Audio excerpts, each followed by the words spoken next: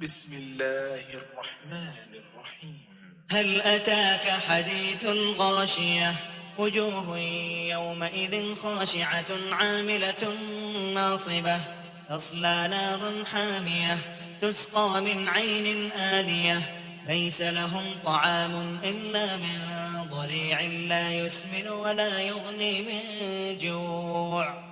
وجوه يومئذ ناعمة لسعيها راضية في جنة عالية لا تسمع فيها لاغية فيها عين جارية فيها سرر مرفوعة وأكواب موضوعة ونمارق مصفوفة وزرابي مبثوثة أفلا ينظرون إلى الإبل كيف خلقت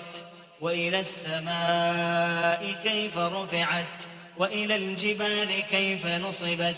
وإلى الأرض كيف سطحت فذكر إنما أنت مذكر لست عليهم بمسيطر إلا من تولى وكفر فيعذبه الله العذاب الأكبر إن إلينا إيابهم ثم إن علينا حسابهم